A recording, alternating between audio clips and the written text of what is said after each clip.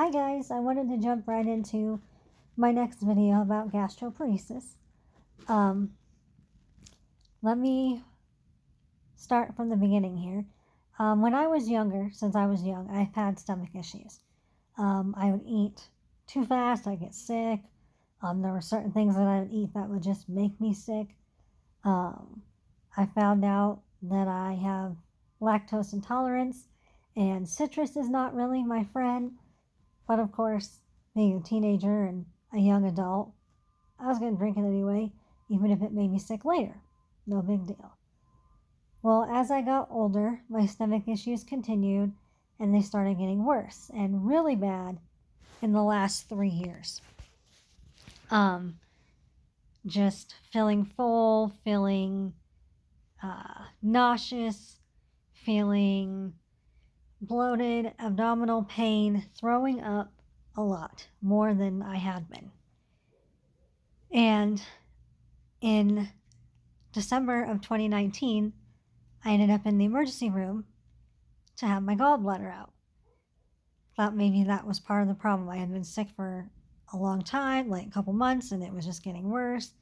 And every time I'd eat, I'd get a stomach pain. And it's my gallbladder. I had gallstones. So they took that out on New Year's Eve of 2019. Roll into 2020, symptoms are kind of improving, not that bad. They decide by July of 2020 to do a colonoscopy. Came back fine. Everything's normal. You know, nothing's in there that of concern. Okay, fine. A couple more months go by. It's October.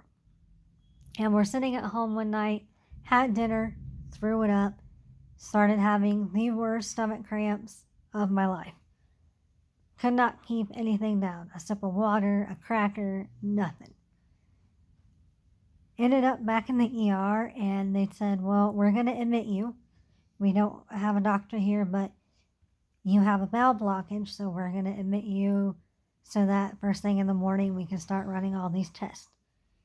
I was in the hospital for a week. This was a Sunday when I went in, and I didn't have surgery till Thursday. But I was in the hospital a total of a week, and I didn't eat that whole time until after surgery.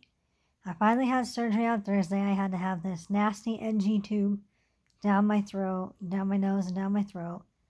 Finally had the surgery, and they ended up taking 6 inches of my intestine, hoping that was going to fix all my issues, that maybe I've been having this bowel problem for a while and it was just never caught. No. Got worse. Well, now that I'm seeing an actual GI, I bring up, I've been having these symptoms for months, years. You know, what can we do? So I got scheduled for a gastric emptying study test, which is this lovely test where you eat radioactive eggs and some toast and drink some water, and then for 4 hours, every hour on the hour, you go under this machine and they take a picture to see where your eggs are.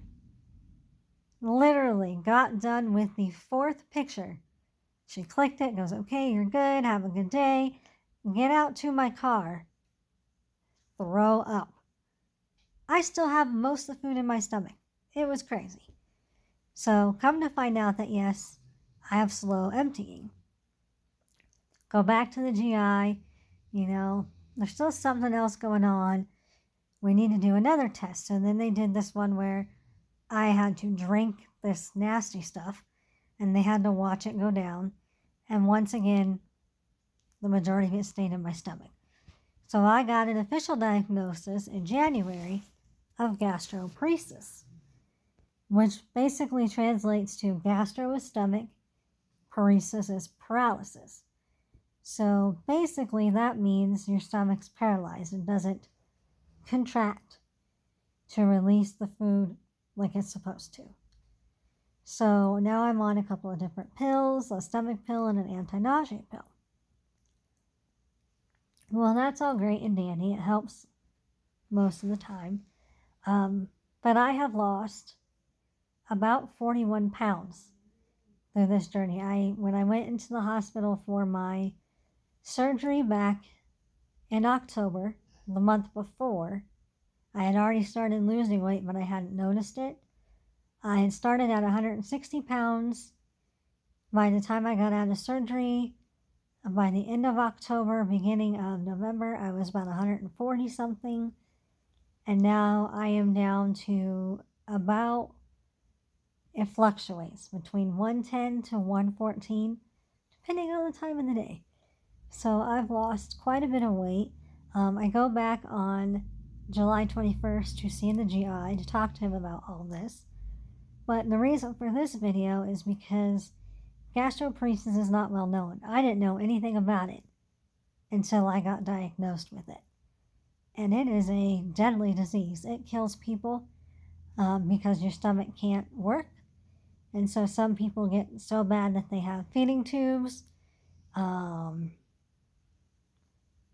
kinds of stuff. They can't eat by mouth at all. They get malnutritioned. And then organs start shutting down and they pass away.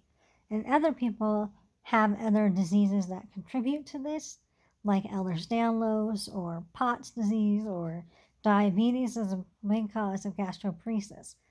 My gastroparesis is idiopathic, which means they don't know what happened. It might have been made worse by my small bowel obstruction. It could have damaged the nerve. You have a main nerve called the vagus nerve that controls major parts of your body, and one of the parts is your stomach and how it contracts and digests. So it has been quite the journey. It's also been quite emotional when people look at you and go, wow, you look great. You've lost so much weight. Thank you. But I feel like crap every day. I wake up nauseous. I try not to throw up my food. And there are days that I have great days. I have moderate gastroparesis.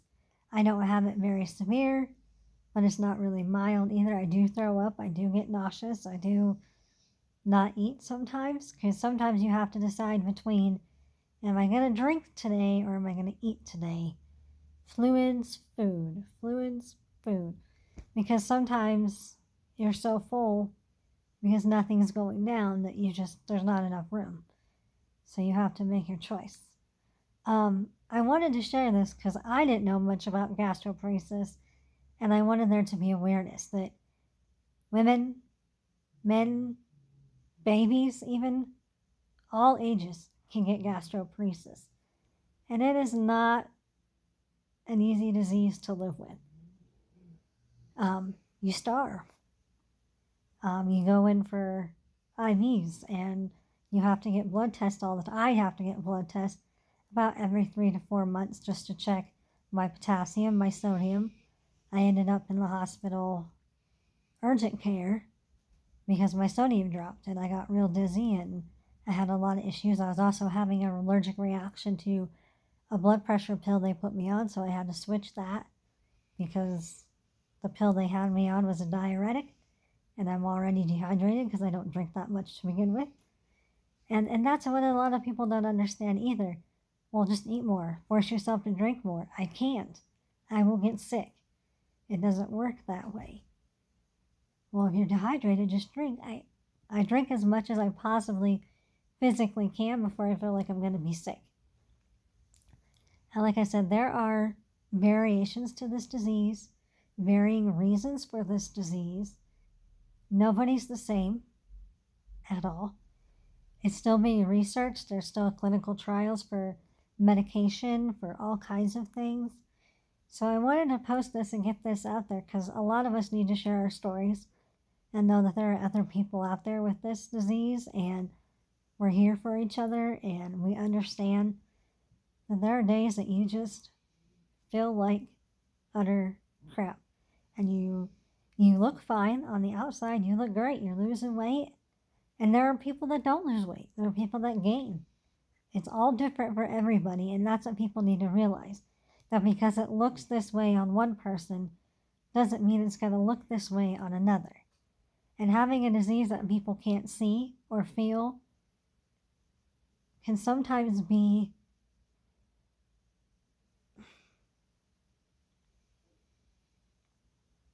it's a pain in the ass, to be honest, because you look fine. Like I said, you look fine. You're losing weight if you're a loser, like I am. I'm a loser. I lose weight. But I know I'm not fine. I have to worry about malnutrition. I have to worry about whether, I'm too dehydrated and I need to go to the doctor and get fluids. And on top of that, I want to be a mom and I'm trying to get pregnant. So I have to worry about, should I get pregnant? Will I malnourish my baby? Or will it go in remission? Because there are women that have gotten pregnant with gastroparesis and their symptoms seem to go away while they're pregnant. No one knows why. We can't explain it. It just happens. So there's a lot with this disease, and it's tough on relationships and marriages and trying to get family members to understand.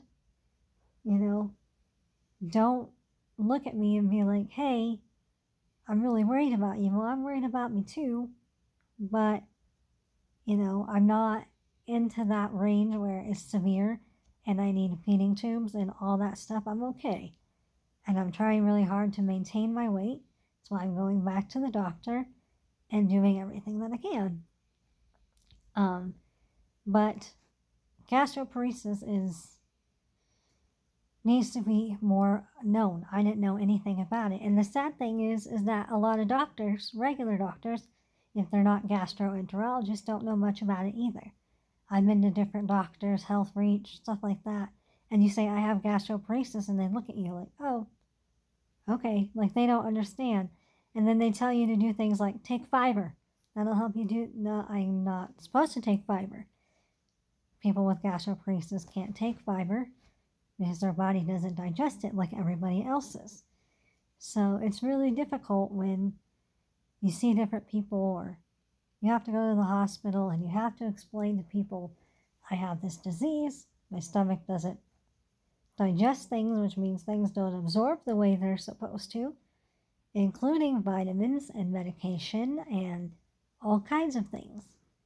And, working's hard sometimes because sometimes I just want to go home and go to bed. I feel that bad, but I look fine. So if you see somebody struggling, they might have some kind of disease that you can't see on the outside. Autoimmune diseases and internal like gastro diseases and stuff, you don't get to see the outside unless they're wasting away and they have the tube. But other than that, some of us do look fine, but we're not. We're struggling all the time just to get up and to do what we need to do every day. So I just wanted to raise a little gastroparesis awareness and share my story. It took me a long time to get diagnosed. I was living with symptoms for years, not knowing what it was, and just thinking that's my digestive system. It's normal to eat something and feel like crap. Well, guess what? It's not.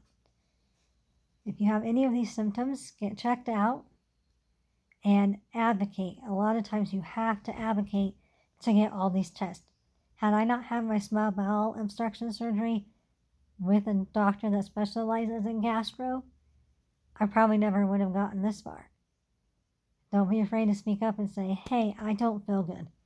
This is what's happening. I need some tests. Because sometimes they'll just think, oh, you probably have this or you have that, or they put you in an umbrella category. And sometimes that's not true. So always advocate for yourself. You're your best advocate is yourself. So thank you for letting me share this with you. There might be more videos. I don't know. I just wanted to get on and share my gastroparesis story. See if anybody else has anything they can relate to. So, yes, all of us gastroparesis warriors, we are not alone. You are not alone. And keep up the fight. Thanks, everyone. Bye.